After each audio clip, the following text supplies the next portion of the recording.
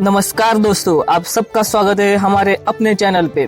उम्मीद करता हूँ कि आप सब लोग मस्त और तंदुरुस्त होंगे। दोस्तों, रक्षा बजट से जुड़े इस इंफॉर्मेटिव टॉपिक और आंकड़ों के दरिया में गोते लगाने से पहले इतिहासकार जेफरी ब्रिनी की लिखी हुई ये दो पंक्तियाँ सुन लीजिएगा। वो कहते हैं कि युद्ध आमतौर पर तब समाप्त होता है जब युद्ध कर रहे देश एक दूसरे की ताकत को समझ जाते हैं और उस पर सहमति बना लेते हैं, और युद्ध आमतौर पर तब शुरू होते हैं जब यही देश एक दूसरे की ताकतों को समझने से इनकार कर देते हैं। इन पंक्तियों के पढ़ने के बाद शायद आपको समझ आया होगा कि यह इंफॉर्मेशन क्यों जरूरी है। भारत एक ऐसा देश है जो चीन और पाकिस्तान जैसे पड़ोसियों के बीच फंसा हुआ है। ये दोनों ही पड़ोसी मुल्क परमाणु शक्तियों से लैस है। इतिहास में इन दोनों ही देशों के साथ भारत युद्ध लड़ चुका है और वर्तमान में छोटे बड़े मुद्दों को लेकर इनके साथ भारत की तनातनी बनी रहती है।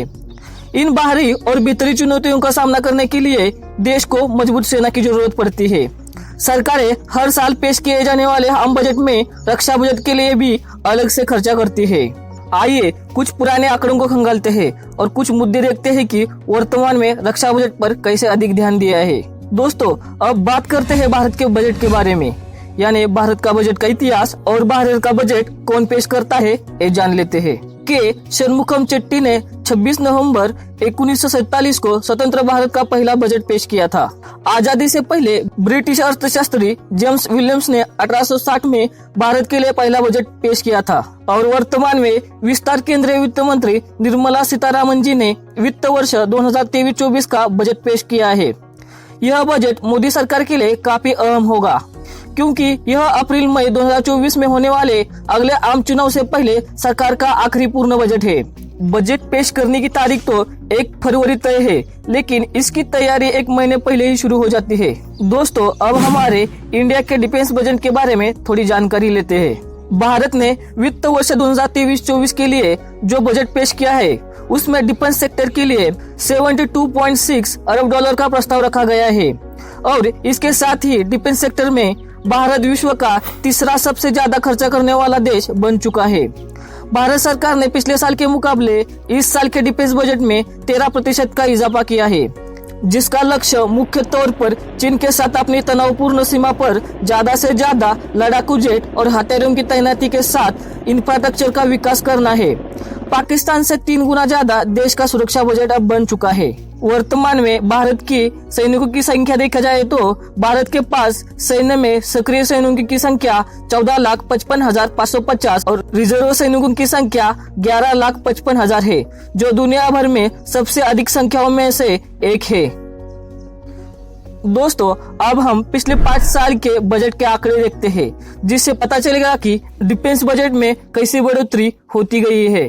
दोस्तों, वित्तीय वर्ष 2019-20 का डिफेंस बजट 4.31 लाख करोड़ रुपए था, जबकि 2020-21 में भारत का डिफेंस बजट 4.71 लाख करोड़ हो गया। उसके बाद 2021-22 में भारत का डिफेंस बजट 4.78 लाख करोड़ रुपए हो गया।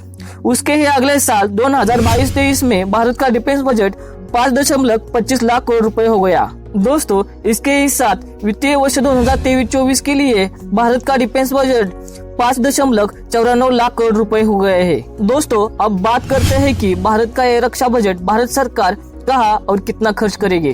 भारत सरकार ने आधुनिकीकरण और अवसंरचना के विकास के संबंधित काम के लिए बजट को बढ़ाकर 1.62 लाख करोड़ रुपए किया है। 2019-20 के बाद इसमें 57% की वृद्धि हो गई है। BRO का पूंजीगत बजट 43% बढ़ाकर 5,000 करोड़ रुपए किया गया है। DRDO के लिए 43,264 करोड़ रुपए दिए गए हैं। इनोवेशन को बढ़ावा देने के लिए IDEX को 116 करोड़ रुपए मिले, जो 2022-23 की तुलना में 93% की वृद्धि हो गई है। इसके ही साथ निर्मला सीतारामन जी ने बताया है कि बजट में से 1.62 लाख करोड़ रुपए हथियार और गोला बारूद खरीदने पर खर्च किया जाएगा। इसके ही साथ 2.70 लाख करोड़ रुपए सैनिकों की सैलरी और अन्य जरूरी संसाधन पर खर्च किए जाएंगे और 1,38,000 करोड़ रुपए रिटायर सैनिकों के पेंशन पर खर्च किए जाएंगे। दोस्तों, अब हम डिस्कस करेंगे कि कि देश की सेना डिफेंस बजट में सबसे मजबूत है। हालांकि अभी के लिए अमेरिका दुनिया की सबसे शक्तिशाली सेना बनी हुई है।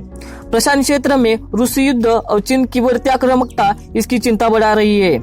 इस प्रकार से इसे अपने रक्षा बजट को बढ़ाने के लिए मजबूर कर रही है। अमेरिकी का सैन्य बजट पूरी दुनिया में सबसे ज्यादा है। दुनिया भर के कुल सैन्य बजट को जोड़ दिया जाए तो उसका 38% हिस्सा अकेले अमेरिका का है। 2021 में अमेरिका का सैन्य बजट $801 बिलियन था। यह अमेरिका का जीडीपी का 3.5% हिस्सा है। दोस्तों, अब हमारा सबसे बड़ा राइवल चीन का रक्षा बजट के आंकड़ों को देखते हैं। चीन की रक्षा मंत्रालय ने पिछले साल कम्युनिस्ट पार्टी ने 1.45 ट्रिलियन युआन यानी भारतीय रुपए में देखा जाए तो 18,77,000 करोड़ रुपए खर्च किए थे। यह भारत के मुकाबले रक्षा पर 3 गुना खर्चा है। दोस्तों, अब हम दुनिया के टॉप 10 देशों के रक्षा बजट के बारे में बात करते हैं। भारत सरकार ने इस साल का जो रक्षा बजट बनाया है वो दुनिया का तीसरा सबसे विशाल का रक्षा बजट है। और अब डिफेंस सेक्टर पर खर्चा करने के मामले में भारत से आगे सिर्फ चीन और अमेरिका है। नंबर 1 पर आता है अमेरिका का डिफेंस बजट जो $801 अरब है, जो अपनी जीडीपी का 3.5% हिस्सा सेना पर खर्च करता है। नंबर 2 पर आता है चीन का डिफेंस बजट जो $293 अरब का है, जो अपनी जीडीपी का 1.7% हिस्सा सेना पर खर्च करता है। उसके बाद भारत नंबर 3 पर आता है। नंबर 3 भारत का डिफेंस बजट जो $76.6 अरब का है, जो अपनी जीडीपी का 2.7% हिस्सा डिफेंस सेक्टर पर खर्च करता है। वही नंबर 4 पर आता है यूनाइटेड किंगडम, जिसका बजट $68.4 अरब है। जीडीपी का वो 2.2% हिस्सा डिफेंस सेक्टर पर खर्च करता है। नंबर 5 पर आता है रशिया, जिसका रक्षा बजट $65.9 अरब है। नंबर 6 पर आता है फ्रांस, जिसका रक्षा बजट है $56.6 अरब। उसके बाद नंबर 7 पर आता है जर्मनी, जिसका रक्षा बजट है $56 अरब। नंबर 8 पर आता है सऊदी अरेबिया, जिसका रक्षा बजट है $55.6 अरब। उसके बाद नंबर 9 पर आता है भारत का मित्र देश जापान, जिसका रक्षा बजट है $54.1 अरब। और नंबर 10 पर है दक्षिण कोरिया, जिसका रक्षा बजट है $50.2 अरब। दोस्तों, अब हम भारत के साथ सीमा साझा करने वाले देश और उनके बजट के बारे में जान लेते हैं। भारत की सीमाएं 7 देशों से मिलती है, जबकि चीन की सीमा 14 देशों से है। पाकिस्तान की सिर्फ 4 देशों से है, जबकि अफगानिस्तान देश अपनी सीमा 6 देशों से सीमाएं बांटता है। लेकिन फिलहाल वहाँ तालिबान का शासन है, तो न तो सेना का पता है न बजट का पता है। पिछली बार अफगानिस्तान सरकार में जो बजट था वो करीबन 405 करोड़ रुपए का था। चीन का पिछला रक्षा बजट 19 लाख करोड़ का था। पाकिस्तान का पिछला रक्षा बजट करीब 61,000 करोड़ का था। उसके ही साथ बांग्लादेश का रक्षा बजट 31,000 करोड़ रुपए का था।